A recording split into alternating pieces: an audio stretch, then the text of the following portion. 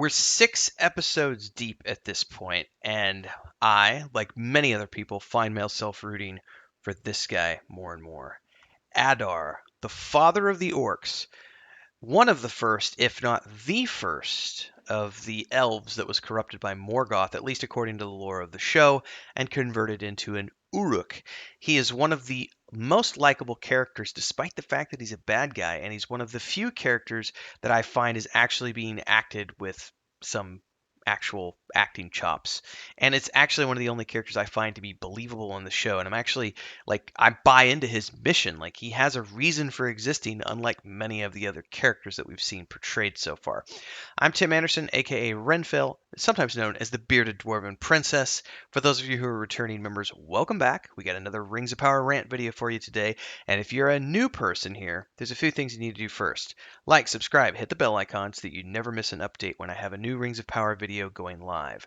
Second of all, support like all of these amazing people with a super chat or a sticker during premieres like this. Just go down there in the chat window, pick an amount, you're good to go.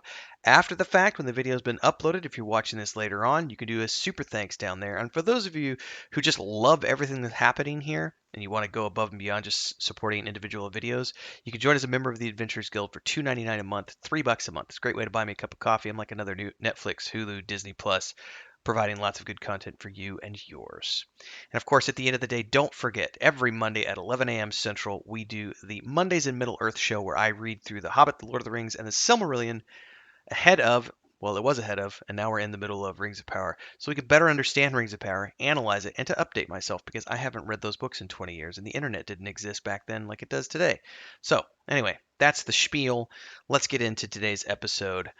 Adar. Who is Adar? Well, according to the lore of the show, he is one of the first, if not the first, elf that was converted by Morgoth into an orc, or as he calls himself, an Uruk.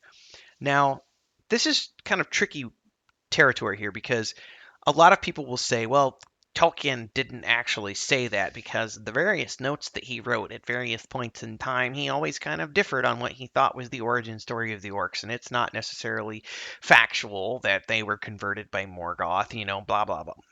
The point is, at some point in the creation of his characters, of these characters, the orcs, Tolkien had the idea that Morgoth created the first orcs by taking elves during the war and torturing them, and with his evil, converting them into the first of the orcs, the Uruk, as they are calling them here in the show. Now, whether or not that's canon it doesn't really matter at this point. What matters is they've taken that and they've ran with it, even though it might be something that is up in the air as to whether that's actually the true origin story of the orcs or not. It was definitely in the notes. It was definitely part of the evolving storyline, but that's what they ran with.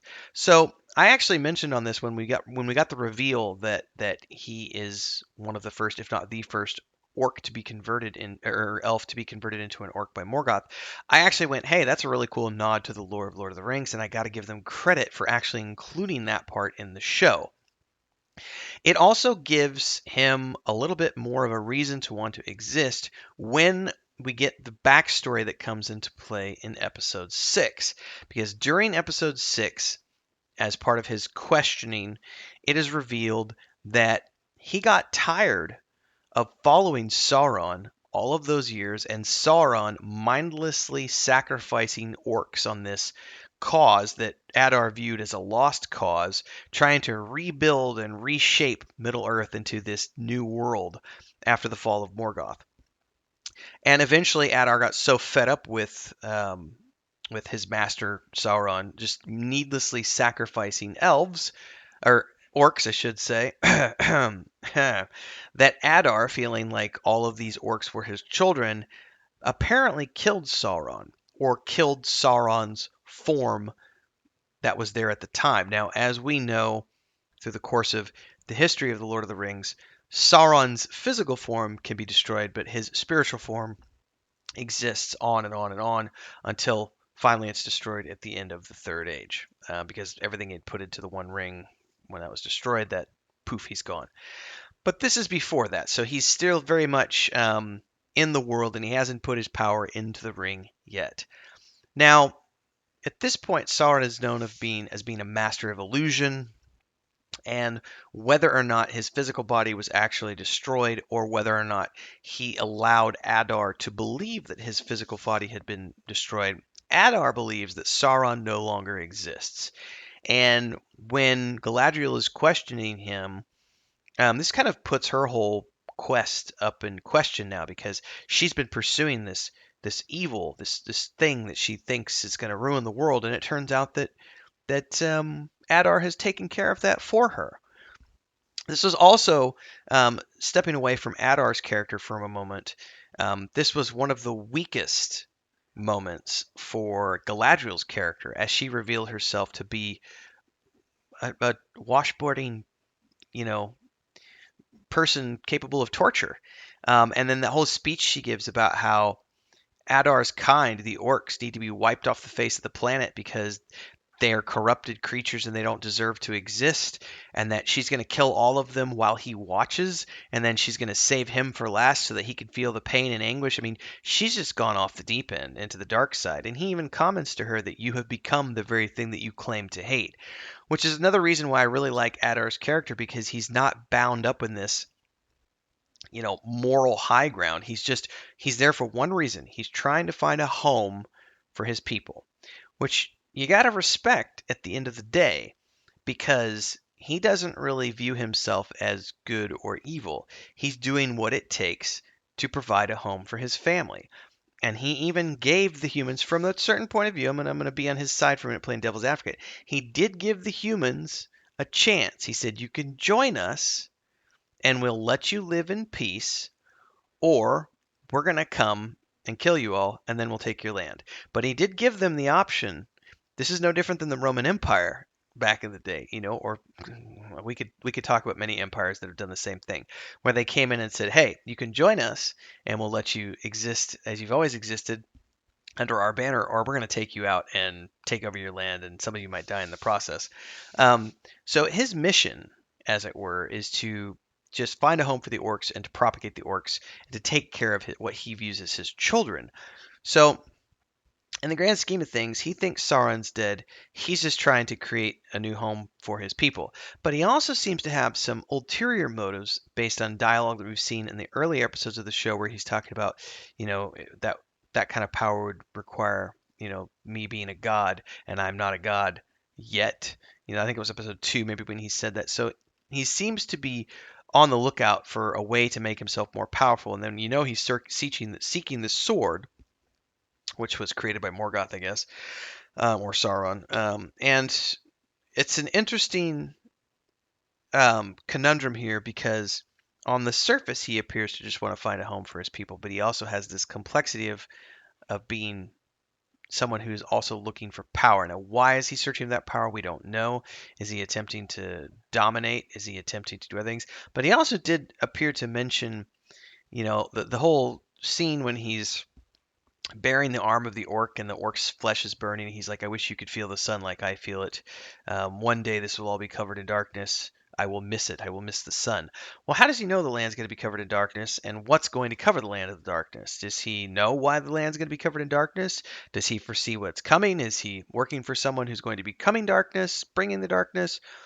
We don't know some of these things yet, but we do know that his character, at the very least, is here to provide a home for the orcs, and is a corrupted elf that at one point in time was an elf, and still holds to some of the traditions of the elves, like the planting of the seeds before a battle. And he's going to miss the sun on his face, and he definitely appears to have some elf bonds still within him, although he definitely considers himself the father of the orcs, and they are his family now and his children. All in all, though, his character is one of the most believable on the show, and I really, really, really like him, despite the fact that he's just he was created for the show.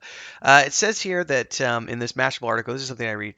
The Rings of Power is making a choice about an ambiguity in Tolkien's work, and it pays off, because Adar's genuine love for his orc children and his desire to make a home for them is a very nuanced take on Tolkien's baddies. Do I think killing and enslaving humans and setting off a massive volcanic eruption is the best way to go about this? No.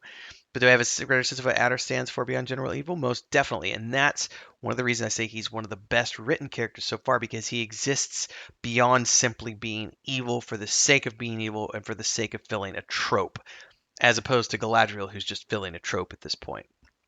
Um, and we know he's not Sauron, but yeah. Hmm. There's also this backstory going on about and this is why more people have said, "Oh, it's proof. It's more proof that Halbrand is Sauron." Maybe it is. I hope it's not, because it's too big of a red herring. But there's this scene when Halbrand and Galadriel are attacking Adar in the forest, and Halbrand has the spear at his throat. Don't you remember me? And he's like, "No." And then after the torture scene, when Halbrand's walking out, Adar's like, "Who are you?" Like, he genuinely doesn't remember who Halbrand is, and yet Halbrand very much knows who Adar is, which means some people to think that, well, probably because when Adar last saw Halbrand, he killed the form that he was in then, which was his previous form as Sauron, and this is his new form, and that's why Adar doesn't recognize him. Could be. I don't know. Love to hear your thoughts, theories. Comment below. Do you like Adar? I like Adar. I think he's a cool character, even though he's a bad guy. He's definitely a nuanced villain, which makes him more interesting than many of the other characters in the show. So let me know your comments below. Like, subscribe, hit the bell icon. Support in all of the ways I previously mentioned, like these amazing people. And if you want to go above and beyond, you can also hit up our Patreon page, where my wife and my brother and I are building our own fantastical world. It's a point and click game. It's a fantasy book series. It's a tabletop setting. It's a whole bunch of stuff. Check it out. See you in the next episode. Happy watching, everybody.